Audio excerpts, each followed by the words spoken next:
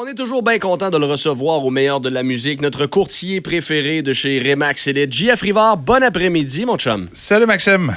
JF, la semaine passée, tu m'as titillé avec le sujet dont on a parlé, l'accès à la propriété par un propriétaire occupant d'un immeuble. De quelle façon, pour cette personne-là, c'était avantageux au niveau financier et il lui permettait de rentrer dans le monde de l'immobilier sans nécessairement avoir des moyens à pu finir. Puis ça me faisait poser la question, comment quelqu'un qui va pas dans le côté dans l'immeuble peut s'acheter une maison, même s'il est soit tout seul ou que les moyens sont pas très là? De quelle façon cette personne-là se prépare à son achat, sa première achat de maison?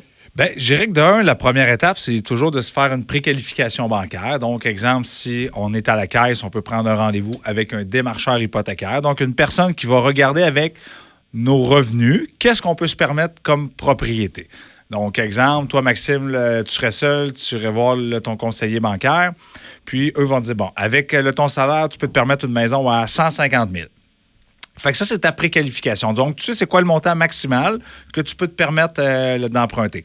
Par la suite, c'est à toi comme acheteur de dire est-ce que je me rends à ce montant-là ou moi, je me mets une barrière psychologique me disant même si je peux acheter à 150 000, je vais arrêter à 125 pour raison X, Y, Z et c'est bien correct.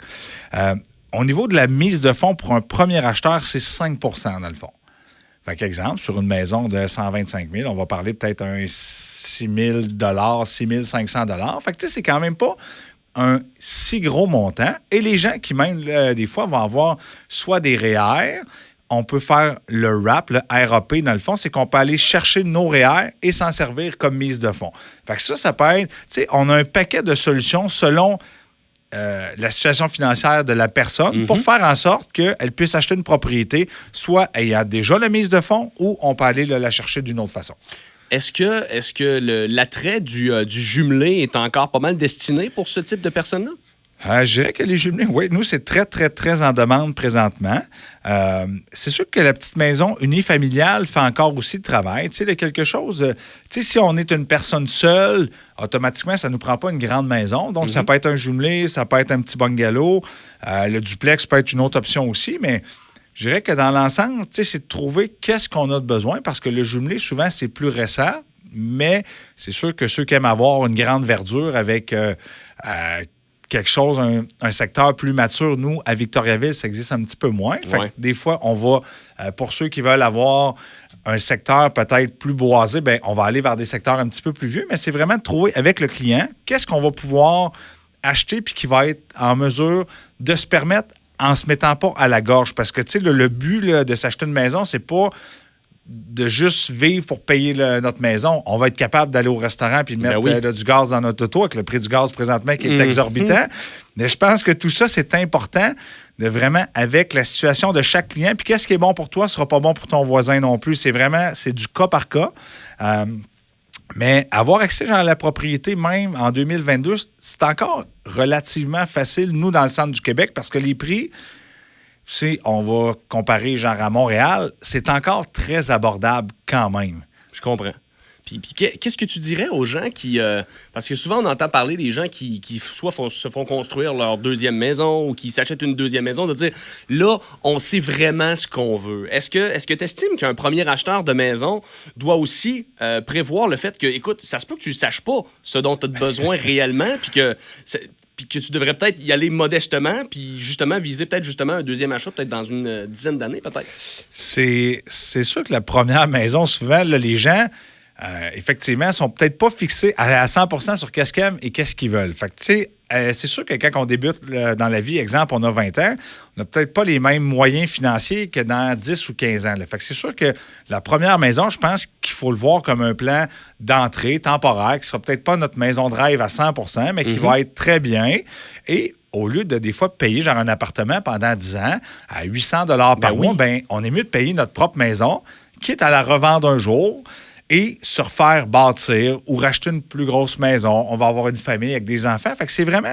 Je pense que la première maison, effectivement, là, les gens sont plus flexibles. Et c'est normal qu'à notre 5e maison, on sache exactement qu'est-ce qu'on veut. Plus ferme, on veut le walk-in à telle plage, juste 3 marches d'entrée. Tu sais, c'est tout. Oui. On sait qu'est-ce qu'on veut, mais comme premier acheteur, c'est plus difficile. Je vais l'enligner, mais des fois... l'acheteur, lui, est fortement au courant que c'est une maison temporaire. Il ne fera pas 50 ans dans cette maison-là. Fait que des fois, il dit, je l'aime, c'est peut-être pas un coup de cœur incroyable, mais c'est une belle place, c'est tranquille, elle est propre. Il va pouvoir aussi accumuler des paiements pendant ces 10 ans-là, exemple, qu'il va vivre dans sa première maison, puis par la suite, il va la revendre tout simplement. Est-ce que tu as des fois l'expérience avec certains clients qui se font comme un peu prendre au jeu par un aspect de la maison qui les attire énormément pour finalement se rendre compte, après avoir resté dedans pendant 5-6 ans, ouais, tabarouette, sais-tu quoi, avec les besoins qui ont changé, ma prochaine maison, ça sera ça ma priorité et non pas la table de poule dans le sous-sol. C'est sûr que quand on essaie certaines choses, des fois, puis aussi, il faut comprendre qu'exemple, ça arrive là, souvent, là, je vais vendre à une personne seule, va se faire un conjoint, une conjointe, il va avoir là, des enfants arrivent, il n'y avait pas de chien.